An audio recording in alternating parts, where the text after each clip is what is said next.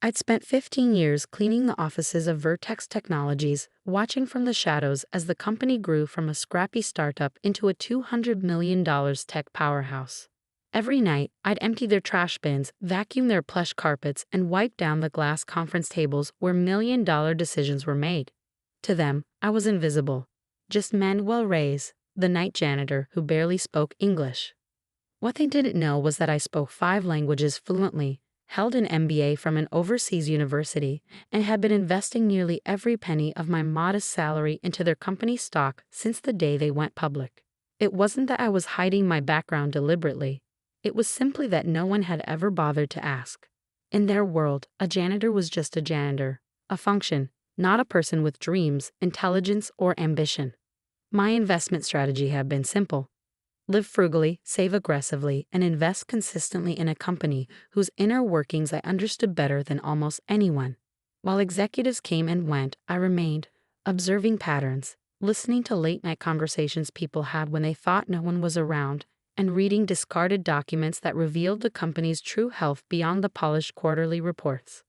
My first stock purchase had indeed been modest, just $5,000, nearly all my savings at the time. But year after year, I increased my position, especially when I knew the stock was undervalued. During the financial crisis of 2008, when panic selling drove Vertex's stock to record lows, I took out a second mortgage on my small home and invested everything. The executives were buying vacation homes. I was buying their company, piece by quiet piece. By 2023, Vertex Technologies had reached a critical juncture.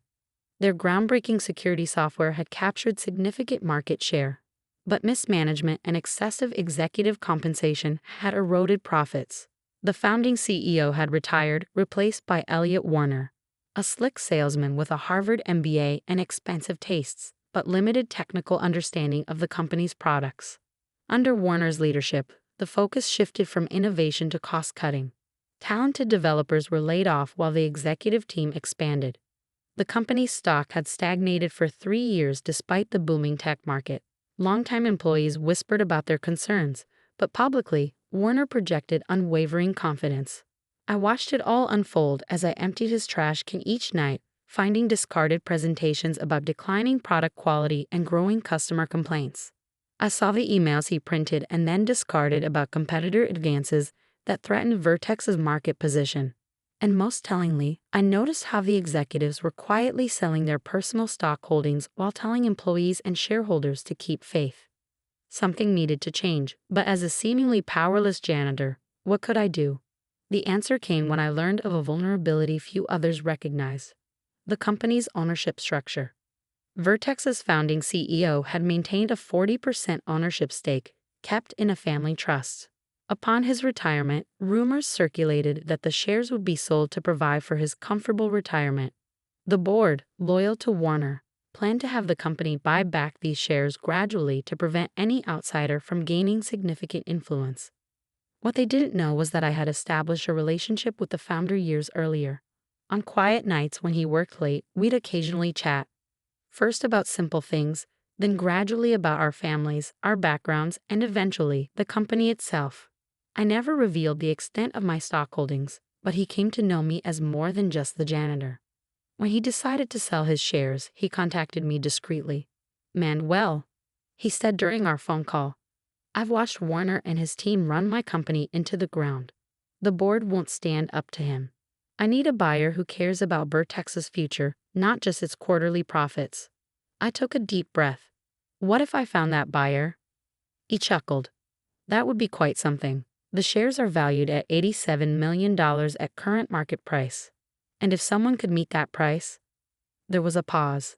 "Manuel, are you saying what I think you're saying?" "Let me make some calls," I replied. What the founder didn't know was that over 15 years, my initial investment had grown substantially. Additionally, I had helped several family members and friends from my community invest in Vertex based on my insights. Collectively, our holdings had reached nearly 20% of the company. With the founder's 40%, we could take control. I established an investment vehicle, Sierra Vista Partners, and pulled resources from my network. A sympathetic bank provided financing for the remainder, secured against the very shares we were purchasing. Within 30 days, the deal was complete. Sierra Vista Partners acquired the founder's entire stake, giving us effective control of Vertex Technologies. No announcement was made. No regulatory filings were required yet due to the structure of the transaction. The board and Warner remained oblivious that the company's ownership had fundamentally changed. Which brings me to the shareholders' meeting that would change everything. As a shareholder, I had every right to attend the annual meeting, though I'd never exercised that right before. I registered under my own name, Manuel Reyes, and arrived wearing my only suit, purchased specifically for this occasion.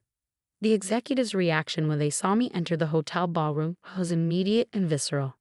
Warner's smile froze on his face as he nudged his CFO, Gerald Thompson. "What's the janitor doing here?" I overheard Thompson whisper as I walked past. Warner forced a smile. "Probably owns 10 shares. Everyone's an investor these days." I took a seat in the back row and observed quietly as shareholders filtered in. A few long-term investors nodded politely in my direction, recognizing me from my years of service in the building, but most ignored me entirely. As the meeting was about to begin, Thompson approached me, his expensive cologne arriving seconds before he did. "Mr. Reyes, isn't it?" he said with a condescending smile. "I didn't realize you were a shareholder." "For 15 years, I replied simply. He raised an eyebrow. "Well, that's commendable. Small investors are the backbone of American capitalism, aren't they? How many shares do you own, if you don't mind my asking?" "Enough to be here," I answered. His smile tightened. "Of course. Well, enjoy the meeting. But you might find some of the discussion a bit," he searched for the right word, technical. As he walked away, I heard him mutter to another executive, "Look, it's the janitor investor. Probably scraped together enough for a few shares." The boardroom erupted in quiet laughter. I maintained my composure, focused on what was about to unfold. Warner called the meeting to order with his typical flourish, presenting a rosy picture of the company's position despite mediocre financial results. He outlined expansion plans that would require significant capital investment and proposed a new executive compensation package that would substantially increase his own pay despite the stagnant stock price. During the question period, a few institutional investors raised concerns about declining margins and increasing customer churn, which Warner dismissed with practiced corporate speak about transitional phases and strategic repositioning. When no one else raised their hand, I did.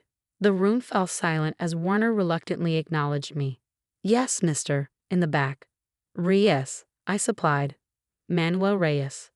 I could see Warner struggling to maintain his professional demeanor. "Yes, Mr. Reyes, your question?"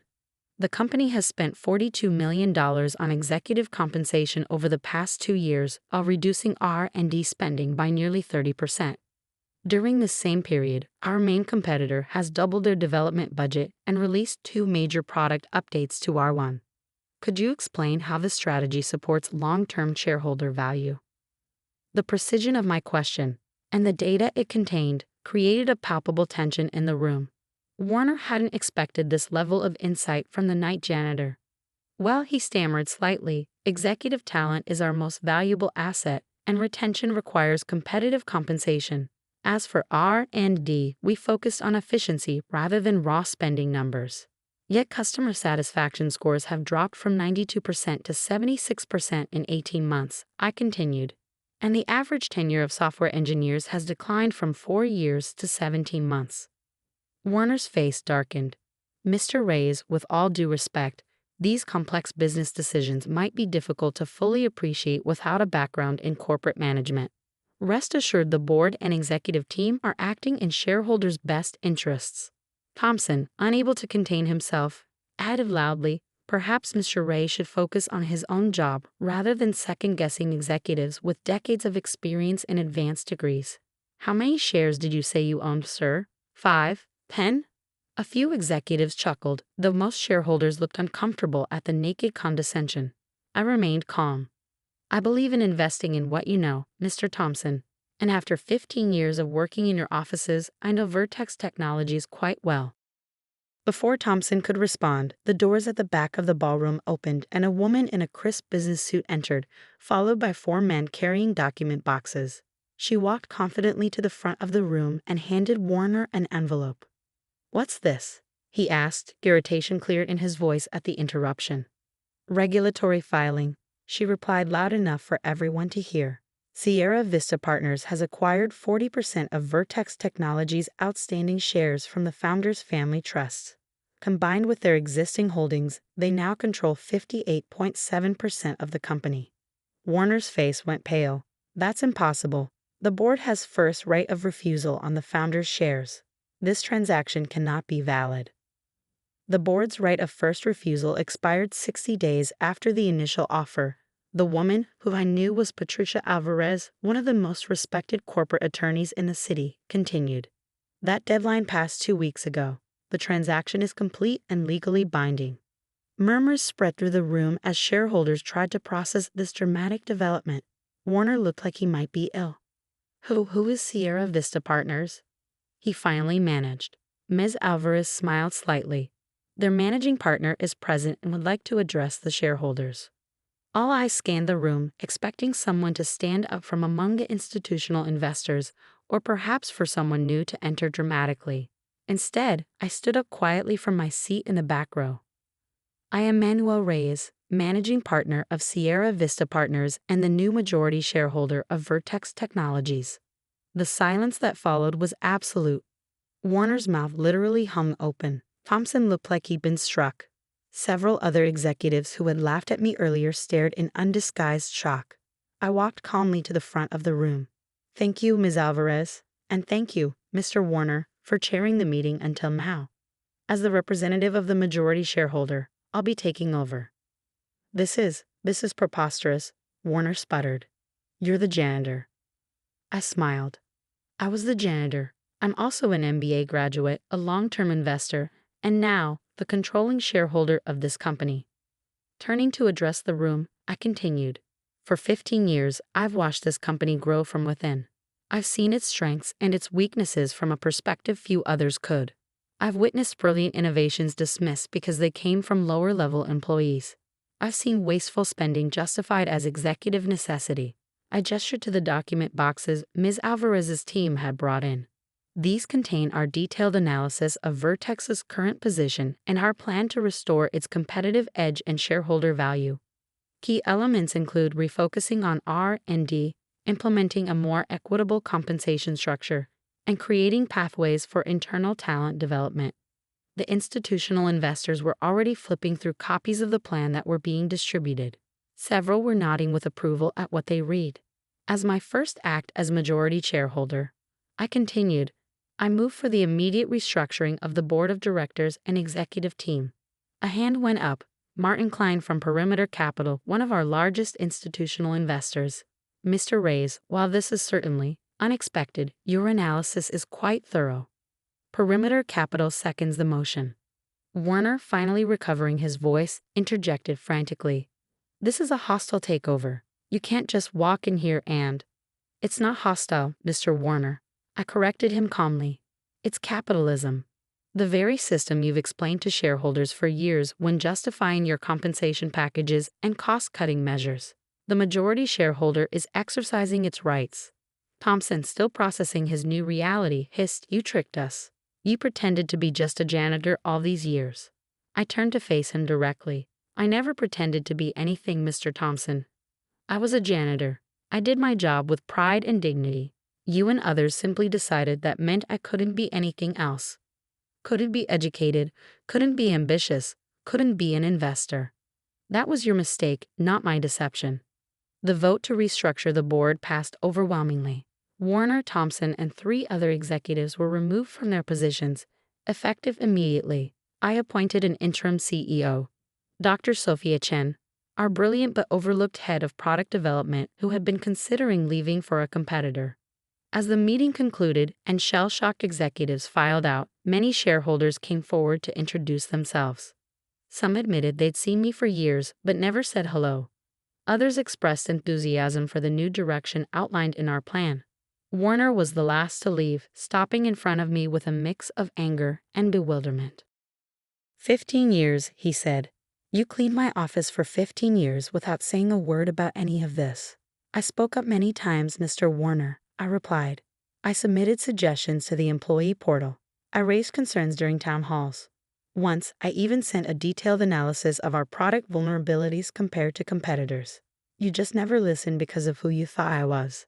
He shook his head and walked out without another word. Later that evening, I returned to the Vertex offices, not to clean, but to meet with the interim leadership team. As I walked through the familiar hallways, now as the majority owner rather than the night janitor, employees stopped and stared. News had spread quickly. Maria from accounting, who had always smiled and said hello when others didn't, approached tentatively. "Mr. Reyes, is it true?" I smiled. "Please, it's still Manuel. But you own the company now?" "Sierra Vista Partners does," I clarified. "It represents investments from many people who believe in Vertex's potential, including several from our community." Her eyes widened. "Our community, you mean?" I nodded. "Many immigrants like us have been investing quietly for years. We see value where others don't because we've had to." In the coming weeks, Vertex Technologies underwent a transformation. We implemented a flatter management structure, redirected funds from excessive executive compensation to R&D, and launched an employee stock ownership program giving everyone, from developers to, yes, janitorial staff, a direct stake in the company's success. Most meaningfully, we established the Visible Innovation Program, creating dedicated channels for employees at all levels to contribute ideas. The program's motto, "Brilliance has no job title." 6 months later, Vertex released its most significant software update in years, incorporating several features developed by previously overlooked employees. Customer satisfaction scores began to climb. The stock price, stagnant for so long, rose 47% in the first quarter after the changes. As for me, I maintained my position as chairman of the board, but declined any executive role. My strength was in observation and long-term thinking, not day-to-day management. Dr. Chen excelled as CEO, bringing technical excellence and human understanding to the role. I still live in the same modest home, though I've paid off the mortgage. I drive the same 10-year-old car. Old habits of frugality die hard, and I've learned that true wealth isn't about displaying status, but about creating security and opportunity. Warner, I heard, took a position with a smaller competitor at half his previous salary. Thompson started a consulting business that struggled to attract clients. Several other former executives reached out about returning to Vertex, suddenly remembering my invaluable contributions to company culture. 1 year after the shareholders' meeting, we held a company-wide celebration of Vertex revitalization. Standing on the stage, looking out at employees from every department and level, I shared the lesson that had guided my journey. Success isn't about who speaks the loudest or sits in the biggest office, I told them. It's about who observes the most carefully, who invests, not just money, but time and attention, most wisely, and who recognizes value where others see only function. After the applause died down, a young woman from the maintenance staff approached me hesitantly. "Mr. Reyes, your story has inspired me," she said. "I'm studying computer science at night, but I wasn't going to tell anyone here because..." She trailed off. "Because you were afraid they'd only see your uniform, not your potential," I finished for her. She nodded. "What's your name?" I asked. "Gabriela Diaz." I smiled. "Well, Gabriela Diaz, I look forward to seeing your application to our developer internship program. And in the meantime, I suggest you start investing in the company, even if it's just a small amount at first." She looked surprised. "You think that's a good idea?" "The best investors," I told her, "are those who see the company from angles others miss. And sometimes the most valuable perspective is from the ground up." As she walked away with new confidence in her step, I thought about how much had changed in a year. Vertex Technologies was thriving not because I had taken control, but because we had finally tapped into the full potential of everyone who worked there, recognizing that brilliance, ambition, and insight can be found at every level of an organization, often hiding in plain sight. The executives had laughed at the janitor investor with his pathetic holdings. They never realized that while they were focused on their quarterly bonuses and corner offices, I was building something far more meaningful. A coalition of overlooked people who recognize value where others saw none. Sometimes the most powerful person in the room isn't the one making the most noise, but the quiet one observing from the corner, perhaps even the one emptying the trash bins after everyone else has gone home.